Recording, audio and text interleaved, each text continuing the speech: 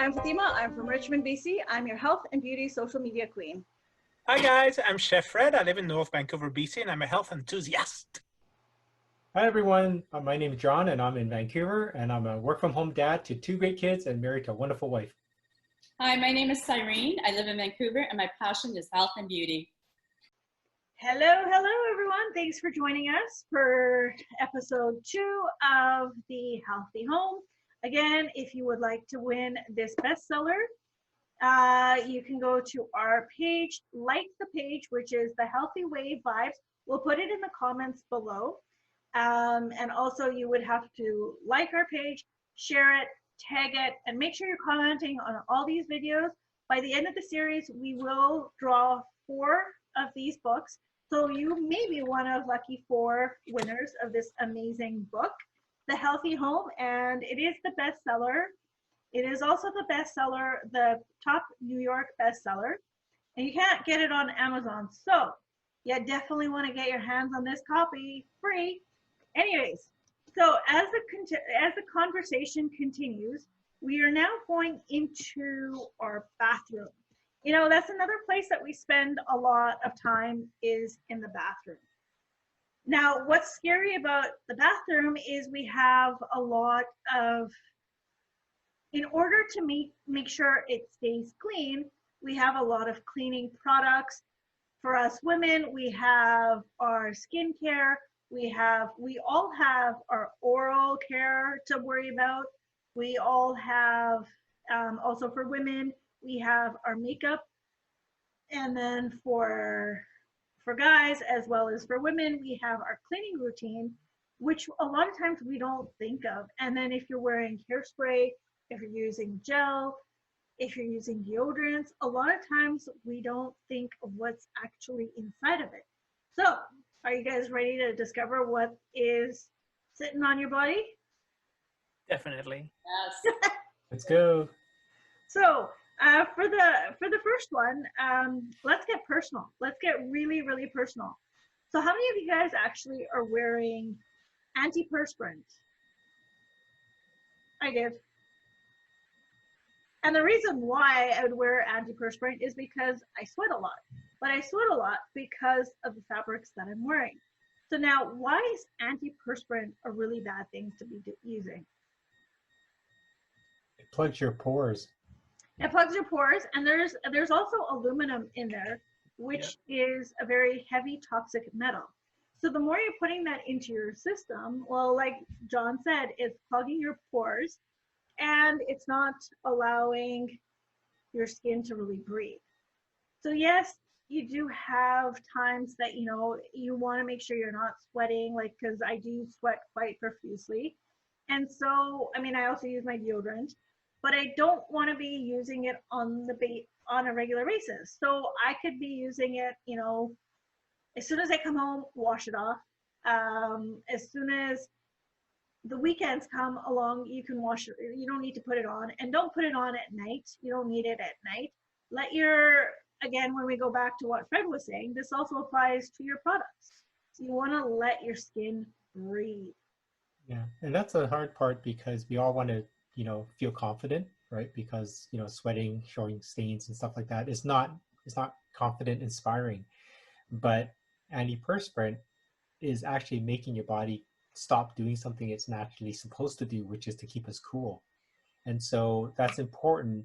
Like when you mentioned that you don't use it on the weekends or maybe in the evenings, is that some of these products last 24 hours. You know, you just heard 24-hour protection. So if you don't get it off, like if you don't clean it off well, it's still going to be working. Like it's still going to be clogging your pores. It's still going to be sitting on your skin. And so that's more reason that, you know, first of all, try to minimize the times that you do use it. And maybe there's alternatives. Maybe there's, you know, yeah, if you're just going to go to the beach, you're going to be sweating anyways. I don't think you need deodorant or antiperspirant at that time. So kind of pick and choose. You know, again, we're not saying to stop everything. It's just minimizing and just being aware of when you need to and when you can eliminate, right? Yeah, for sure. And then this was actually something that was really scary as to what I read, is that when you're using the antiperspirants, and if you're using a spray version of it, well, one, you've already lost like 30% of what you're paying for because it's just dissolved into the air. But what I found what was really sort of scary or interesting is that when you're using, if you take away the antiperspirant, it helps with um, your ability to process meat and not be craving the iron. So that comes back to, well, I'm anemic, and that was like an aha moment for me because I've been using antiperspirant for a long time. And in this time that we have been in quarantine, I haven't touched my antiperspirant, and I've actually been able to process the meat easier, and I'm not craving it as much. So that was kind of interesting to me. Wow. Yeah, it was an eye opener, a huge eye opener for me. So enough about the antiperspirants, but there is also our skincare and our oral care. What are the things that you're looking for according to the book? I'm looking for something that's paraben free, preservative free. I want to make sure that whatever I put on my skin doesn't seep into, well, I know whatever you put on your skin will seep into your bloodstream, and I want to be as natural as possible. And I don't want to hinder my body by any ways. I want to make sure that it's healthy, it's helping my body. Mhm.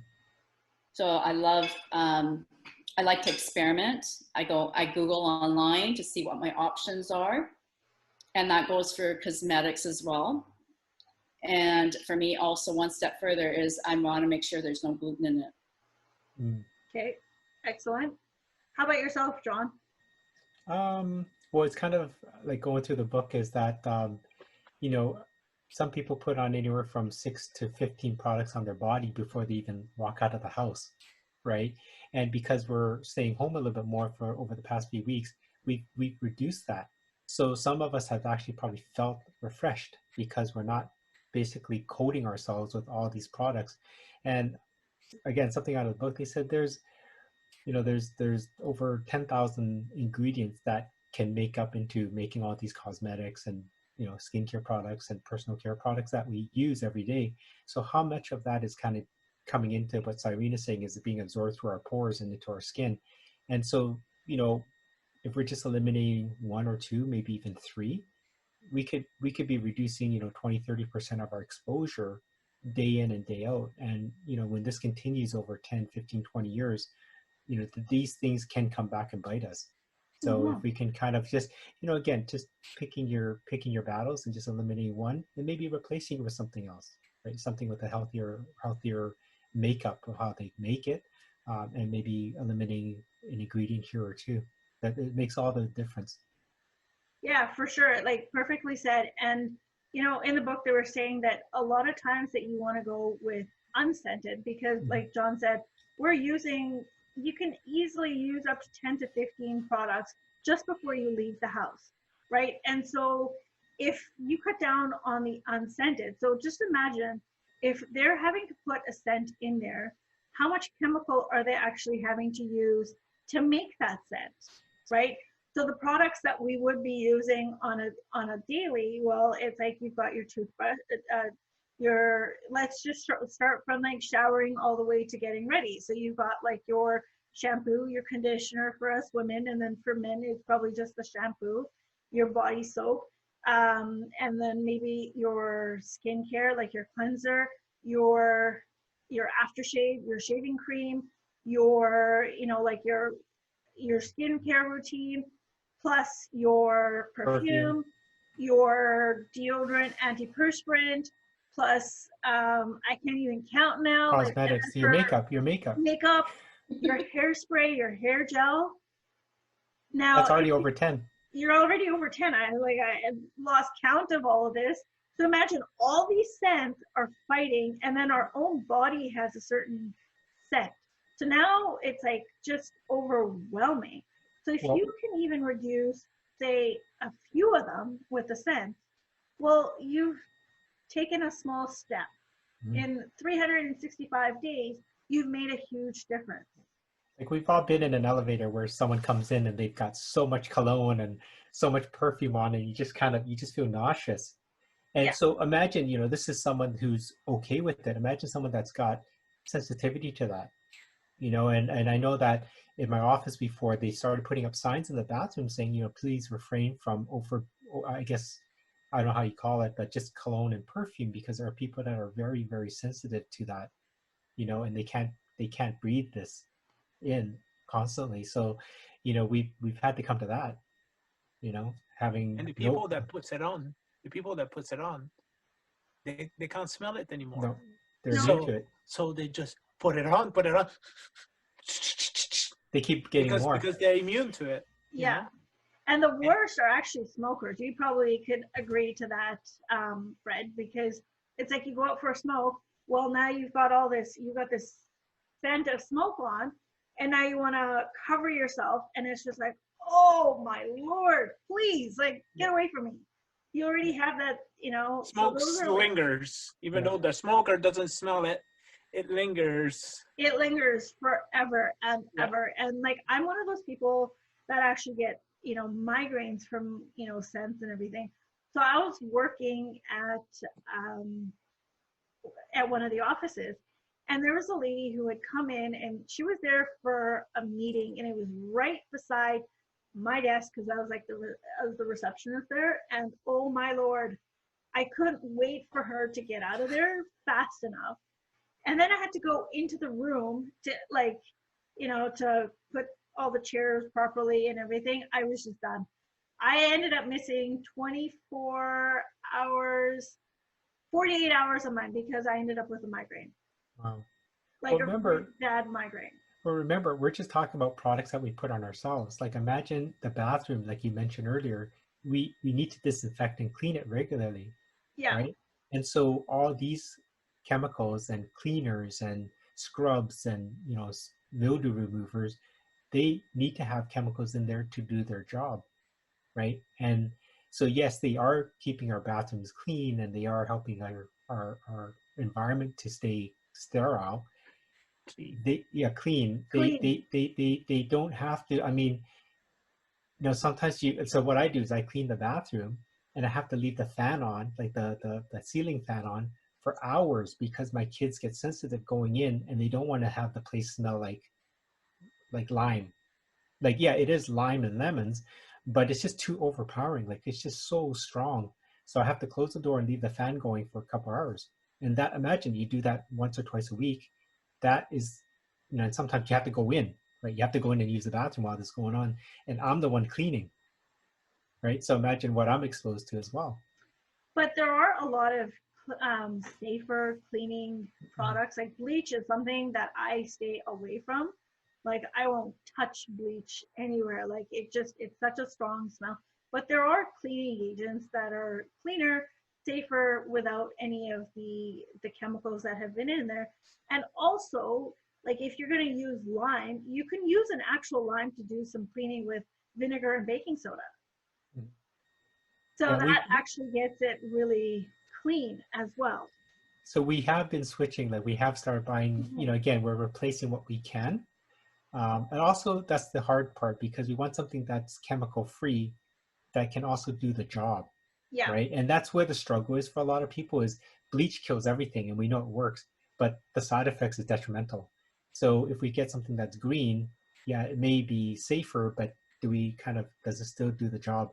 And so we've been lucky, again, you have to do your research, do what Cyrene does, Google, do whatever you need to do, and just find things that are just as effective or better, but without the side effects. Mm-hmm. If you don't want to make your own products, you can always buy eco-friendly products out there. Yeah, that's what we've been doing. Yeah. Yeah, so there's a lot of options to keep it cleaner. Like John said, make sure the fan's running. And if you're fortunate enough to have a window, keep the window open. Yeah. Like, I mean, whenever I do my cleaning or whatever, my windows are always open. Just so I'm detoxifying, I'm degassing, everything. So it's also easier for me to breathe rather than having to breathe in the fumes as well. How about Fred? Like, what did you have to do? Like, what kind of stuff did you guys use when you were cleaning the kitchens and the environment?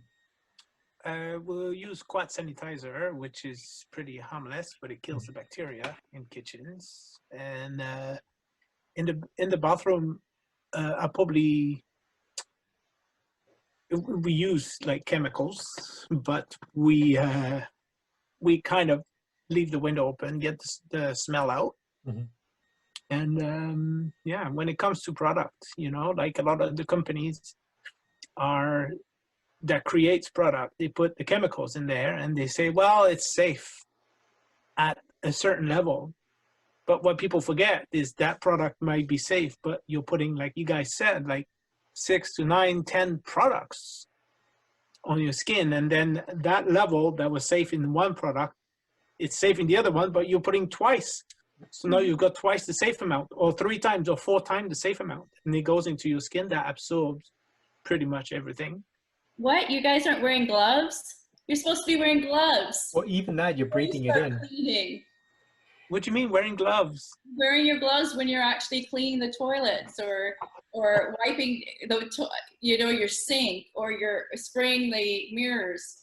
No, we are, but it's going through your pores, it's going through your eyes, it's going down your you're breathing It's it what in. we breathe in as well. People now know that the skin absorbs pretty much everything, and all the natural scents that are created out there, like the mountain air and the fresh rosemary. Well, it ain't done with fresh rosemary. It's like it's done in a lab, and it smells like mountain fresh.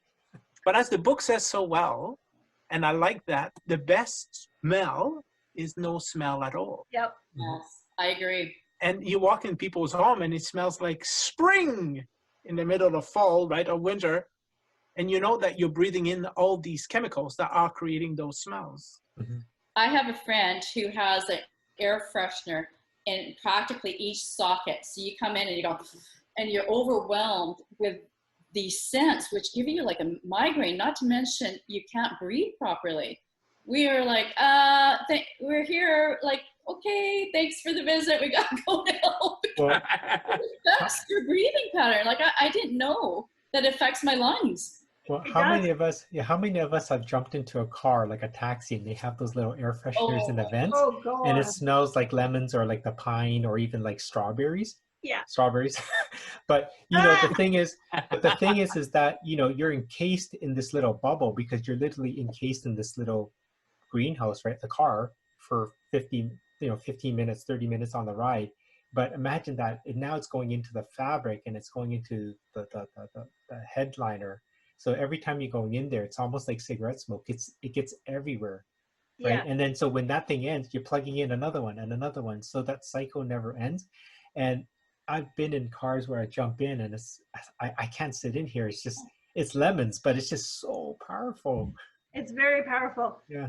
We could keep going on and on and on about, like the smells and how they're not good for us and, the cleaners, but there's still a lot more that we do need to cover. So our next topic would be our pearly whites. How do we keep them white? So like you go to a dentist, and this one's going to be primarily you, Cyrene, because you did work in the dentist office, but I know like I hated getting fluoride, like the fluoride cleaning and whatever. And why is that the dentists, they use the fluoride, although they know that they shouldn't be using the fluoride. That's the thing. It's a very tricky situation to be in because there's evidence that fluoride is bad for your teeth. It actually over time, anything over time is the key. It makes your bones brittle. Now it could be around your teeth or it could be inside your body. And you'll see fluoride in the toothpaste as well as in water. And the thing is, no one wants to have a lawsuit. So you can't say this is good, this isn't, this is better. So I'd rather just stick to that right now. And I'll talk to you about the mercury later. Yeah. Speaking about mercury, that was something that scared the living daylights out of me, because how many of us have had cavities? I've got a really sweet tooth, but I'm surprised I don't have too many cavities, but I did open my mouth and I found one metal cavity in my mouth. And as per this book, basically every time I'm chewing or every time I'm heating up my coffee or my chai, I should say, I'm releasing mercury into my system. Yeah. And we know how bad mercury is. So then how can we change that? How can I change that? You'd have to go see your dentist and ask him what the best, him or her, I should say, is the best way to remove it. Now, I've been blessed that I worked in both a dental office as well as a biological dental office. So there's two different ways of taking the mercury out in the mouth. So if you go to your dentist, they'll basically freeze you, they'll take it out, and they have the suction while they're removing your fillings for you, the mercury. And then basically you're done after the appointment, and they'll go to the front and you pay for it and you go home.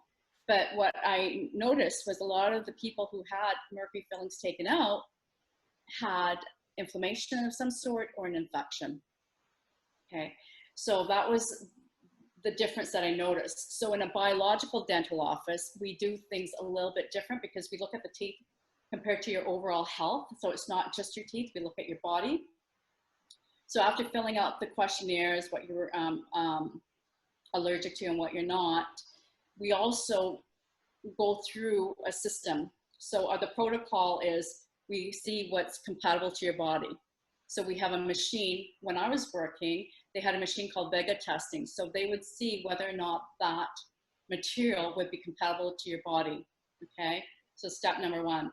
So now that you're getting ready for your taking out the fillings, you actually, the day before, you don't take your vitamins or your primrose oil or anything like that, because what we say is that the vitamins may interfere with the anesthetic when you're being frozen. Then the other thing that we tell people that are patients is that they need to take charcoal with cilantro. And so so what that does, that combination does, is it removes the toxins. It helps the toxins to get rid of, comes out of your system. So it binds it when you're actually, for whatever reason, it releases into your system. It helps to get rid of it. So the next step would be, we would have the patients go into the chair and they would be given an oxygen tank. So they would be breathing in oxygen, not the vapors itself. And not that I'm trying to scare anyone, but the dentist would be wearing a gas mask, and as well as their CDAs, their chairside assistant. And so, basically the patient is, even though the hot drill is releasing the vapors of the mercury, they're given the proper oxygen that they need. And then after the treatment, what they end up doing is this dentist offers you to, actually mentions that you should go to get an IV sedation. So IV of vitamin C for helping to boost up your immune system, because we know that the mercury lowers it down. So we give them the antibiotics just in case, but a lot of them don't need it. Well, thank you. That was very informative, Cyrene. Definitely something that we wouldn't have known, that there's two different types of dentists. You've got your more natural dentist, and then you've got like the regular dentist that you would go see. And so there are safe ways to have your mercury or your filling removed so that you don't have the mercury toxins inside of you. Now, we can keep going about our pearly whites. We do want to keep them white, and we want to make sure, even at home, we stay away from the fluoride. So there's other options. But moving forward, another thing that we need to be wary of is our medicine cabinet. Like how many antibiotics is one taking, or do you have all these medications that have expired and shouldn't even be in your cabinet, just in the off case that you may need to use it one time? Well, I just have one. That's it. this one. Yeah. Well, we go through our medicine cabinet every year just to make sure that there aren't any expired products. And we have to do that, excuse me, because of my kids' allergies, and they have an EpiPen. So we make sure that those aren't expired. And then also some of the other products that we've accumulated over the years. But you know, I'm all for one to always try to not just reach for the medication. Like if I have a headache, you know, try to look for other ways of getting over it than to just pop pills. You know, there's times I need it and there's times that I don't. So I think again, just being aware of maybe finding out what you do need really, versus relying on just grabbing something out of Mhm. the medication. So it's about cabinet. learning to listen to your body. Yeah, Yes. yeah, Because the headache today, if somebody has a headache, they just want to mask it. Yeah. And I'm like, well, if you have a headache, it's your body itself is trying to tell you something. yeah. What's causing it? Number know? one thing, your dehydration. Yeah, a lot of the time is the water, but sometimes it's you've got to think about it. Is that something that you were smelling, like you, Cyrene, you know, like that gives you a headache, or Fatima, you know? Is this something that you've eaten? Is it something that is stress, or, you know? And then deal with it this way. I'm like John, like my medicine cabinet doesn't really have anything because we, we don't really use any kind of drugs or anything like that, and we don't have no reason to either. For you, like you have the reason to do that because some allergies and stuff, but we're fortunate enough to not be in that boat, I guess. And yeah. And So for me, so my personal medicine cabinet, I don't have anything. I have absolutely nothing in my medicine cabinet. The odd, like I'll keep, the only thing I do keep is an Advil in the event that I do get a migraine and it's like unbearable, but I'll do everything naturally before I even reach that, for that Advil. Now the funny thing is, if you look at my medicine cabinet downstairs, it's full of like shit. Like, pardon my French, but it's just full of like a bunch of stuff. And the funny thing is, my sister's a pharmacist, so it is going to be full of like a whole bunch of things because for her, that's what she believes in, and that's what my family believes in. Well, I'm all about doing it naturally. When I get sick, I will not take any medication unless like I will not take a single antibiotic unless I have to take it and it's at a point where it's just not healing. yeah, I'd rather do it all naturally because our body heals itself. yeah, it's like we're suppressing our own immune system by Yeah. using what the pharmaceutical companies are kind of teaching us to use to mask something. Yeah. And then and a lot of people do that with their kids when it's their prime time growing and their immune system gets stronger, and then we mask it with different things like vaccination or cough syrup, so things like that to, you know, to fix a problem. But the fact is that it's to the detriment of our own immune system. Exactly. And not only that, but it also affects different, there's different symptoms with each one. And some of the drug compounds, well, when you're mixing them, causes some sort of other reaction. Perfect example. So when I had tore my hip flexor ligament back in 2010, when I couldn't walk, I was on extreme painkillers because boy, was I in a lot of pain. I couldn't even walk. And I was taking Celebrex and also naproxen. And these are two very, very, very, very strong ibuprofens, which you have to take with food. And what I noticed is, yes, my pain was gone, but one, I was a lot more groggier. Two, I was constipated. Three, my emotional and mental well-being was gone out the window.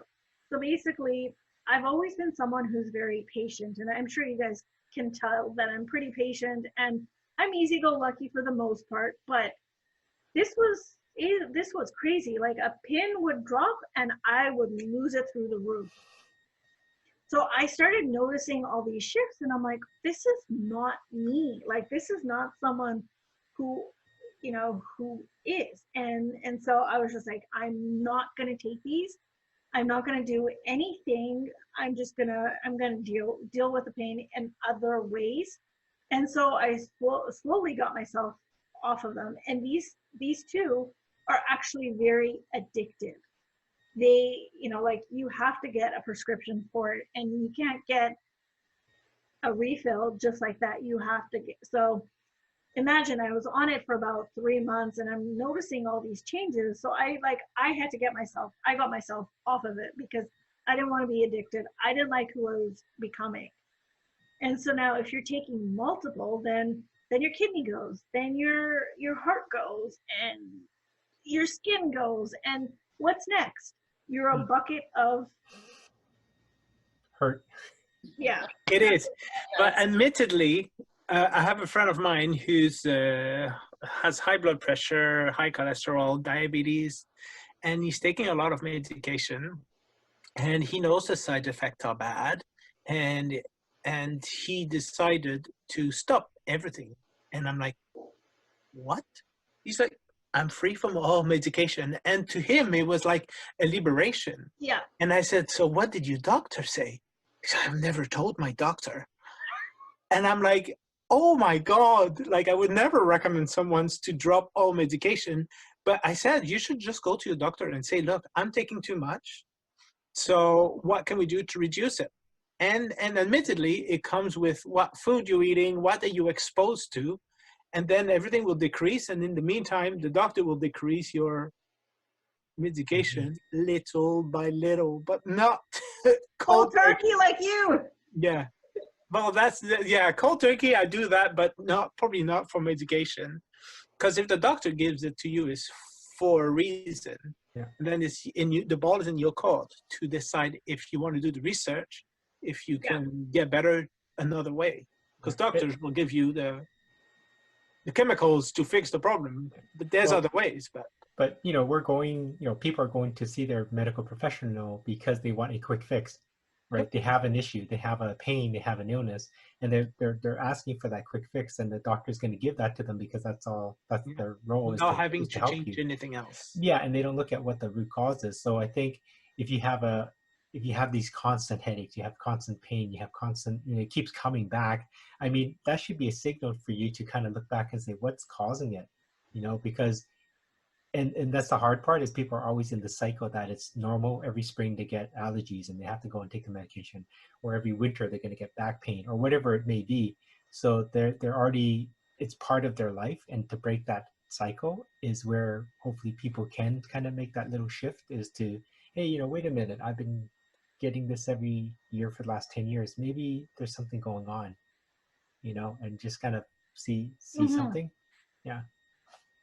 And so we could be completely clean of antibiotics, but as a chef, you probably agree with this, that a lot of times in the meats, and that's probably why you've gone vegan, that there's antibiotics because they use those hormones to have meats grow faster. So what's one way that you can, not everyone's going to go vegan. It's not the reason why I went vegan. But the reason why I went vegan is because there's more nutrition in fruit, vegetable, legumes, and also meat and dairy is acid producing, and fruit and vegetable brings your body more to alkaline, and nothing grows in alkaline, but everything grows in acidity. And so it's one of the reasons, just to be healthier, I guess. Mm-hmm. More and more people that raise animals, beef, stock, or pork, or whatever, they try to go as natural as possible. But we also need to be careful of those saying natural, because natural is a big word, right? And anybody can use it because there's no regulations on who can use the word natural. And they say that the beef you're eating is free of antibiotic. Well, is it really? Is it in their food, or, But yeah, most common meat product has a lot of chemicals in them. I found a place on Commercial Drive from a butcher, and the butcher has grass-fed finished and free range, and they actually have a picture of their farm on the wall, like on the wall, and you feel comfortable. And when you walk into this butcher shop, you don't even smell like it's a butcher shop. You know how sometimes you go into a They store probably put the plugins. and it's so pungent.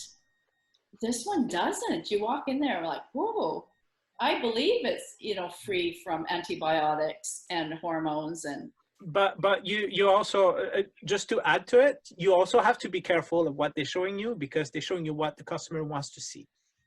Because I've seen it in endless cases, and it's not because I'm vegan that I'm researching this information. I just see it, where companies are saying our chickens are free range and yada yada yada, and they're showing pictures and videos. But then when you go to the actual farm, they are not at all. So you really have to be. Yeah. If you trust them, it's good. I do trust them. And that's what they want to create, because they need the sales. Whether it's true or not, for some company it's not, but it's just the way it is. But that's all more reason to find out again. Like we're talking about how people are getting sick every year and how you can prevent it. But it also goes back with our food, is to get to know your farmer, right? Get to know your gardener or farmers and the people raising the meats, is to, if they're close by and you are able to buy locally. I mean, it may cost a little bit more, but at least you know what you're getting. And also, we've been cutting down meat. Like we've been cutting down eating meats quite a bit, not as much as what we've eaten, 15 years ago, at least for myself. And so, when you do eat meat, yeah, if you're paying a little bit more, you're not eating it every day, so it's not going to be crazy, to buy it. So it is kind of like a treat. It's just once or twice a week we'll eat beef, but it better be organic and certified. Yeah, so these are excellent, suggestions as to how we can make sure that we're not getting the antibiotics in our meat. Go organic, know your farmer, and maybe even go vegan.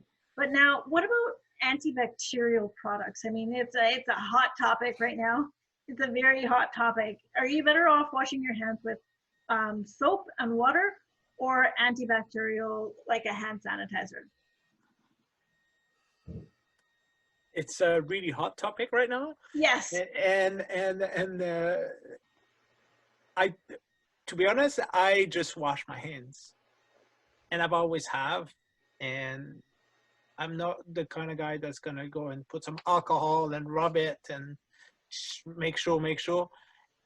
There's studies out there that shows that just washing your hands for like that 20-30 seconds is getting rid of pretty much everything. Yeah. Yeah. John, did you and want to there's say a lot something? of chemicals that I don't agree with all these antibacterial. Again, went to a grocery store the other day, and they were handing out the wipes, the wipes and the sanitizing gel. And so they're being cautious. That's good. They're protecting the customers and themselves. But after I used the gel, I went home and I washed my hands as well. I couldn't get the smell out of my hands from the gel. Yeah.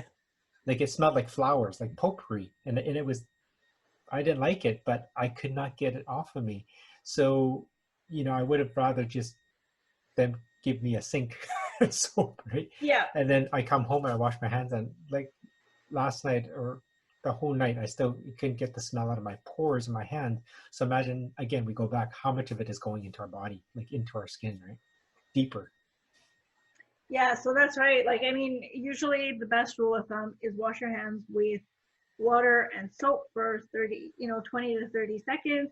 But if you're at a place where you're in the grocery store, you have no choice but to use those wipes or to use the hand sanitizers.